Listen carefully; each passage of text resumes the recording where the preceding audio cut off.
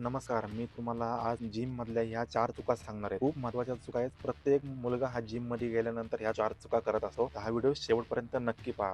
पहिली चूक आपण काय करतो, दुसऱ्याशी आपण कंपॅरिझन करायला लागतो जिममध्ये गेल्यानंतर. जिममध्ये गेल्यानंतर पहिल्याच दिवशी आपण 5 वर्ष जिम करणाऱ्या मुलाशी आपण कंपॅरिझन करतो. त्याचे ॲप्स बघून आपल्याला त्रास होतो. त्याचं हेवी लिफ्टिंग बघून आपल्याला त्रास होतो. डिप्रेशन येतं. पण तुम्हाला सांगतो राव, तो एकेकाळी तो पण बिगिनरच होता. आजकाल लोकांना प्रोसेस नकोय, पण रिझल्ट लवकर पाहिजेल. प्रोसेस जास्त दिवस करा तर रिझल्ट भेटेल तुम्हाला. डायरेक्ट रिझल्ट शॉर्टकट भेटणार नाहीये. ही पहिली चूक तुम्ही टाळा. दुसरी चूक सर्वात महत्त्वाची इगो लिफ्टिंग. आता जिममध्ये गेल्यानंतर वर्कआउट कमी आणि इगो लिफ्टिंग जास्त दिसते. एवढं वेट टाकायचं की त्या उचलणाऱ्यापेक्षा बाकीच्या त्याला मोटिवेट करतात. त्यांचाच आवाज जास्त येतो. आणि जो वर्कआउट करतोय तो फक्त आणि फक्त मोडायचा भाग राहिलेला असतो. तो उचलतो का? त्याच्या आजूबाजूला सराउंडिंग असलेले अननॉलेजेबल लोक त्याला हे प्रोत्साहित करत असतात, उचल. मग त्या ह्या गोष्टीच्या नादाला लागून तो इगो लिफ्टिंग करतो आणि स्वतःची इंजुरी वाढवून घेतो. हेवी वर्कआउट करणं म्हणजे तुम्ही स्ट्रॉंग नाही. कंट्रोलने व्यवस्थित एक्सरसाइज करणं म्हणजे तुम्ही स्ट्रॉंग. इगो लिफ्टिंगमुळे इंजुरी होती, तर इगो लिफ्टिंग टाळा. इगो लिफ्टिंग हा जिमचा पार्ट नाही आहे, हा सोशल मीडियाचा पार्ट आहे. हे तुम्ही सोशल मीडियावरनं बघून इगो लिफ्टिंग करत असता. सर्वात महत्त्वाचा मुद्दा आहे, इगो लिफ्टिंग करू नका. तिसरी चूक, सप्लिमेंटला आपण मॅजिक समजतो. काही काही मुलं जिम केल्यानंतर पहिल्याच आठवड्यात विचारतात, भाऊ कोणतं सप्लिमेंट घेऊ? मला 1 आठवडा झालेला आहे. मी कोणतं प्री वर्कआउट घेऊ? कोणतं BCAA घेऊ? काय घेऊ? सांग मला. आता मला मोटिवेशन भेटतंय की मी हा 1 आठवडा जिम केली.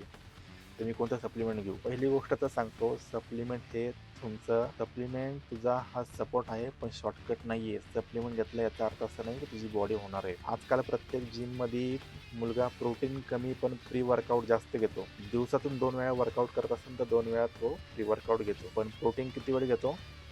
1 टाईम ते 2 टाईम. ते पण खाण्यातून, ते पण खूप खूप कमी क्वांटिटी. दिवसातून त्याला झोप नाही पाहिजे, डाएट नाही पाहिजे, रेस्ट नाही पाहिजे, पण सप्लिमेंट मात्र भारीतलं पाहिजे. चांगलं सप्लिमेंट पाहिजे ज्याने त्यांना असं दुसऱ्या दिवशी रिझल्ट भेटला पाहिजे, असं त्यांचं मनात असतं. पण मी तुम्हाला सांगतो, घरचं जेवण, रेग्युलर वर्कआउट हेच तुमचं खरं स्टेरॉइड आहे. तुमचं घरचं जेवण आणि तुमचं खाण्यातनं प्रोटीन इनटेक मिळतंय ते फूड्स आणि तुमचा आराम हेच तुमचं खरं स्टेरॉइड आहे. हे तुम्ही स्टेरॉइड घ्या. डायरेक्ट तुम्ही कुठल्यातरी स्टोअरला जायचं आणि तुम्ही ते मेडिकल स्टोअरमधनं स्टेरॉइड घ्यायचं. जिममधल्या कुणातरी एका व्यक्तीकडनं स्टेरॉइड घ्यायचं.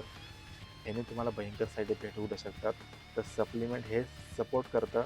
सप्लिमेंट हे मॅजिक करत नाही, हे लक्षात ठेवा. चौथी चूक, फक्त आपण बॉडीवर फोकस करतोय. मेंटल हेल्थ, स्टॅमिना, डिसिप्लिन हे पण फिटनेसचेच प्रकार आहेत. आजकाल मुलं बाहेरून फिट दिसतात, पण आतून ते 80 ते 90% हे स्ट्रेसमध्ये असतात. जिमचा उपयोग हा कॉन्फिडन्स वाढवायला करा, इनसिक्युरिटी वाढवायला करू नका. तू वर्कआउट हा स्वतःसाठी कर, दुसऱ्यांसाठी करू नकोस. एखाद्याला दाखवण्यासाठी, इम्प्रेस करण्यासाठी तू शॉर्टकट आणि पटकन बॉडी करू नकोस.